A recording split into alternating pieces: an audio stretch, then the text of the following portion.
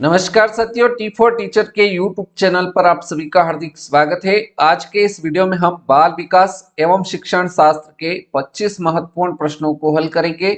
और आज का हमारा जो टॉपिक है वो है भाषा एवं विचार।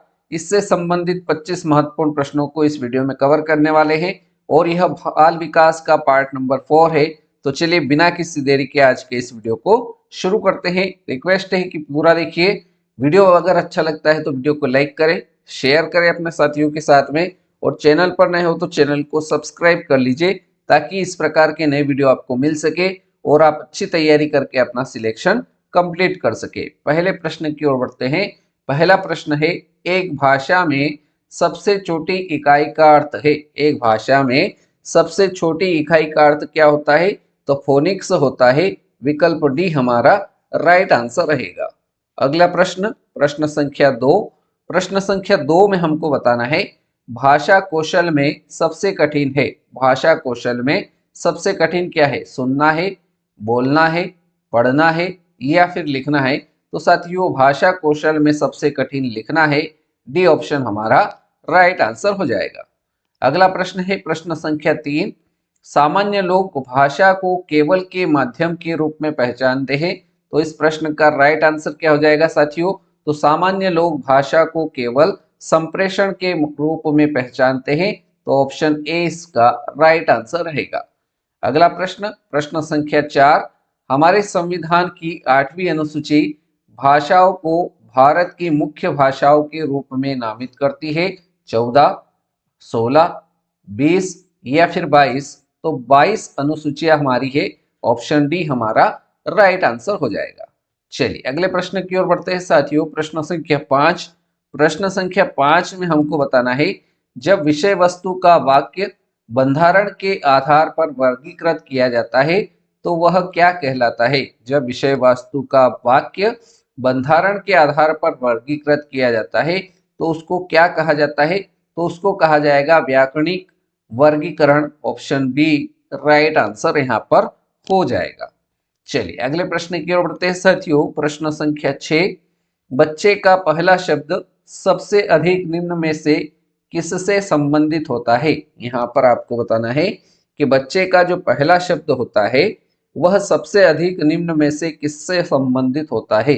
अमूर्त विचारों से, मूर्त वस्तुओं से, समय से या उपरोक्त सभी से? तो इस प्रश्न का राइट आंसर क्या हो जाएगा साथियों? बच्चे का पहला शब्द सबसे अधिक किससे संबंधित होता है? तो मूर्त वस्तुओं से उसका संबंधित होता है। राइट आंसर हमारा ऑप्शन बी राइट आंसर इस प्रश्न का रहेगा। आगे बढ़ते हैं प्रश्न संख्या 7 की ओर। प्रश्न संख्या 7 है, भारतीय समाज के बहुभाषी चरित्र को देखा जाना चाहिए। भारतीय समाज के बहुभाषी चरित्र को देखा जाना चाहिए। ऑप्शन ए है शिक्षण अधिगम प्रक्रिया के अवरोध के रूप में, बी है विद्यालय जीवन के संवर्धन के संसाधन के रूप में, सी है छात्रों को सीखने के लिए अभिप्रेरित करने में शिक्षक की क्षमता को चुनौती के रूप में, डी है शिक्षार्थी के लिए विद्यालय जीवन को जटिल बनाने वाले कारक के रूप में। तो भारतीय समाज के बहुभाषी चरित्र को विद्यालय जीवन के संवर्धन के संसाधन के रूप में देखा जाना चाहिए। राइट आंसर इसका ऑप्शन बी सही आंसर रहेगा। आगे बढ़ते हैं साथियों प्रश्न संख्या 8 की ओर। प्रश्न संख्या 8 है, एक बच्चा केट शब्द को उसके जटिल ध्वनिग्राम CAT ऐसे अलग अलग खंडित करने में सक्षम है। वह किसके गहरे स्तर का प्रदर्शन करता है? ध्वनि जागरूकता का, प्रिंट कार्य का, विलोपन का या इनमें से कोई नहीं? तो साथियों, जब एक बच्चा केट शब्द का ध्वनिग्राम ऐसे अलग अलग खंडित करने में सक्षम है तो वह क्या कर रहा है? किसके गहरे स्तर का प्रदर्शन कर रहा है? ध्वनि जागरूकता का प्रदर्शन कर रहा है। ऑप्शन ए इस प्रश्न का बिल्कुल सही उत्तर हो जाएगा। चलिए आगे बढ़ते हैं साथियों प्रश्न संख्या 9 की ओर। प्रश्न संख्या 9 है, बच्चे भाषा अधिग्रहण डिवाइस के साथ पैदा होते हैं। यह कथन किसने कहा था? स्किनर ने कहा था, प्याजे ने कहा था, वाइगोस्की ने कहा था या इनमें से कोई नहीं? तो साथियों, यह कथन जो है नोम चॉम्स्की का है और यह इसके विकल्प में नहीं, इस कारण से डी ऑप्शन हमारा यहाँ पर राइट आंसर इस प्रश्न का रहेगा। अगला प्रश्न है प्रश्न संख्या 10। प्रश्न संख्या 10 है, खालिस्तान बच्चों के भाषा अध्ययन में एक महत्वपूर्ण भूमिका नहीं निभाता। खालिस्तान बच्चों के भाषा अध्ययन में एक महत्वपूर्ण भूमिका नहीं निभाता। तो यहाँ पर राइट आंसर क्या हो जाएगा, वयस्क भाषण की नकल जो है वह बच्चों के भाषा अध्ययन में एक महत्वपूर्ण भूमिका नहीं निभाता। ऑप्शन सी राइट आंसर इसका हो जाएगा। अगला प्रश्न, प्रश्न संख्या 11, मेटा भाषाई जागरूकता। मेटा भाषाई जागरूकता क्या है, सोचने की क्षमता है, भाषा के बारे में सोचने और बात करने की क्षमता है, भाषा के बारे में लिखने की क्षमता है, या डी है अन्य दृश्यक चिन्हों में लिखने की योग्यता है। तो मेटा भाषाई क्या है साथियों, तो मेटा भाषाई भाषा के बारे में सोचने और बात करने की क्षमता है, इसलिए इस प्रश्न का right answer option B correct answer हो जाएगा। अगला प्रश्न, प्रश्न संख्या 12, जब बात को वाक्य संरचना के आधार पर समूहीकृत किया जाता है, जब बात को वाक्य संरचना के आधार पर समूहीकृत किया जाता है तो इसे क्या कहा जाता है। साथियों यहाँ पर आपको बताना है कि जब बात को वाक्य संरचना के आधार पर समूहीकृत किया जाता है तो उसको क्या कहा जाता है, तो उसको कहा जाता है व्याकरण grouping. Option B right answer हमारा रहेगा। आगे बढ़ते हैं प्रश्न संख्या 13 की ओर, कोई छात्र बोलने की कला कैसे सीखता है। कोई छात्र बोलने की कला कैसे सीखता है, कठिन पाठ्य सामग्री को पढ़कर सीखता है क्या, बी विकल्प दे रखा है जीवन की वास्तविकताओं पर चर्चा करके सीखता है, सी दे रखा है शिक्षक द्वारा उपलब्ध कराए गए पाठ्य सामग्रियों को पढ़कर सीखता है, डी है बोलते समय सभी गलतियों को नजरअंदाज करके बोलने की कला सीखता है। तो कोई छात्र बोलने की कला कैसे सीखता है साथियों, तो जीवन की वास्तविकताओं पर चर्चा करके कोई छात्र बोलने की कला सीखता है। विकल्प बी हमारा राइट आंसर इस प्रश्न का रहेगा। चलिए आगे बढ़ते हैं साथियों, प्रश्न संख्या 14, शिक्षक छात्रों को कौन सा गुण सिखाना चाहते हैं। शिक्षक छात्रों को कौन सा गुण सिखाना चाहते हैं।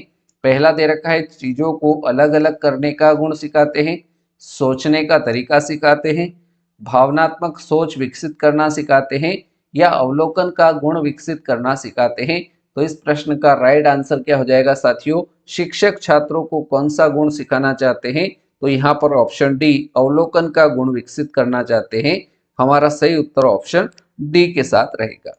अगले प्रश्न की ओर बढ़ते हैं, प्रश्न संख्या 15, बोधगम्य टेक्स्ट पढ़ने का एक अच्छा तरीका क्या है। बोधगम्य टेक्स्ट का पढ़ने का एक अच्छा तरीका क्या है।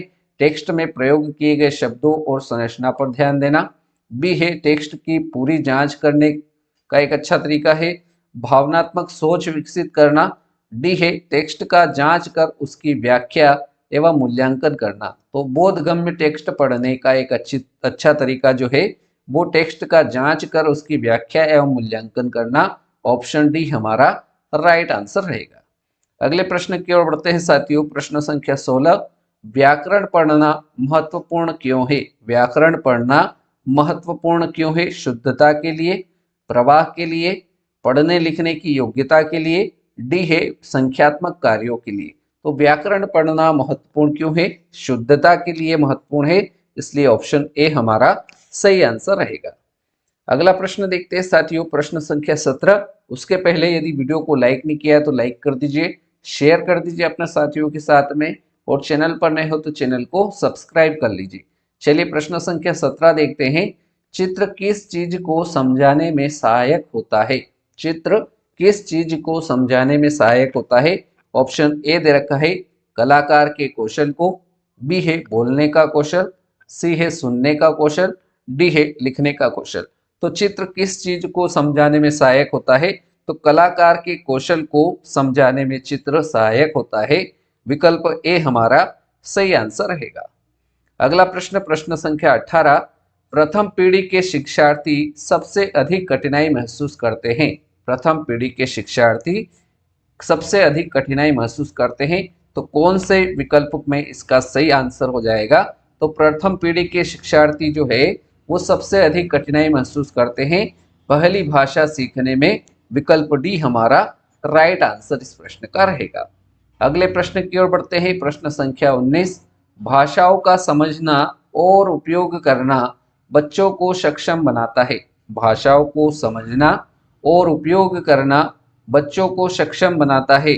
यहाँ पर पहला विकल्प दे रखा है विचारों के बीच संबंध बनाने हेतु, बी दे रखा है लोगों और वस्तु संबंध बनाने में, सी है परिवेश को अपने आसपास से संबंधित करना, डी है उपरोक्त सभी।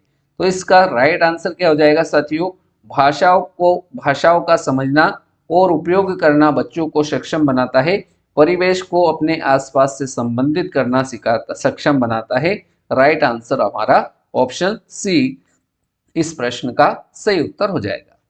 अगले प्रश्न की ओर बढ़ते हैं। प्रश्न संख्या 20, किस प्रकार का शिक्षण अर्थ संबंध पर जोर देता है? किस प्रकार का शिक्षण अर्थ संबंध पर जोर देता है, न कि भाषा सीखने में रूपों और पैटर्न पर? यहाँ पर आपको इस प्रश्न का राइट आंसर क्या हो जाएगा, तो किस प्रकार का शिक्षण अर्थ संदर्भ पर जोर देता है, न कि भाषा सीखने में रूपों और पैटर्नों पर? तो इसका राइट आंसर हो जाएगा संप्रेषणी भाषा शिक्षण, ऑप्शन ए हमारा सही जवाब रहेगा।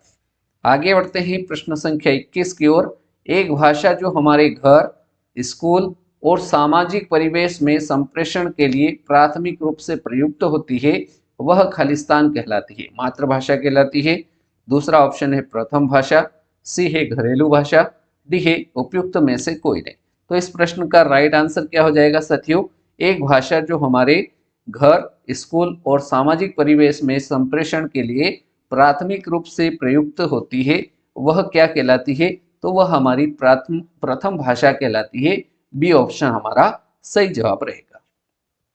अगले प्रश्न की ओर बढ़ते हैं साथियों। प्रश्न संख्या 22, भाषाविदों के लिए निम्नलिखित में से कौन सा सर्वाधिक महत्वपूर्ण है? भाषाविदों के लिए निम्नलिखित में से कौन सा सर्वाधिक महत्वपूर्ण है? शब्द और वाक्य, बी है ध्वनि प्रणाली और वाक्य, सी है शब्दकोश और व्याकरण, डी है ध्वनि प्रणाली और व्याकरण। तो साथियों भाषाविदों के लिए कौन सर्वाधिक महत्वपूर्ण है, तो इसका राइट आंसर क्या हो जाएगा साथियों, शब्दकोश और व्याकरण भाषाविदों के लिए सर्वाधिक महत्वपूर्ण है, इसलिए विकल्प सी हमारे इस प्रश्न का राइट आंसर रहेगा।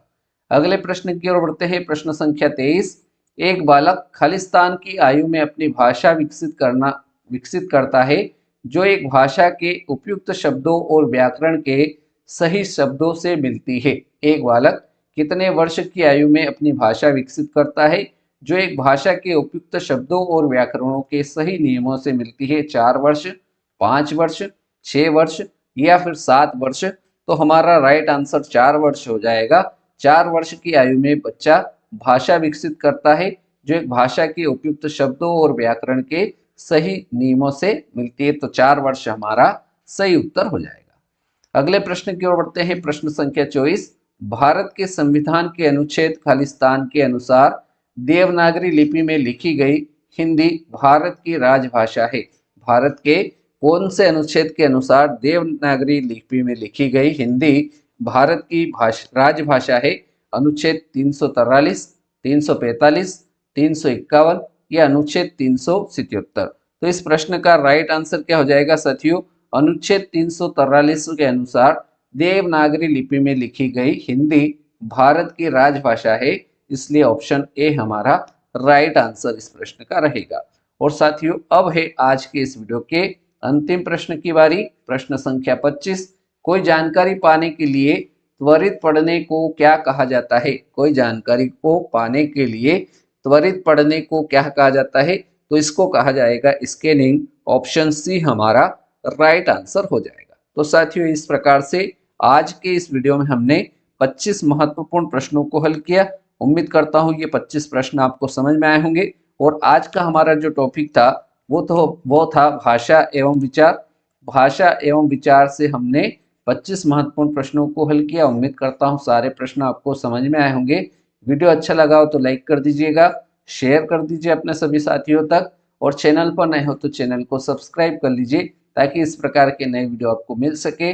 आपने वीडियो को पूरा देखा उसके लिए बहुत बहुत धन्यवाद। अगले वीडियो में मिलते हैं ऐसे ही नए टॉपिक के साथ। तब तक के लिए जय हिंद, जय भारत, वंदे मातरम।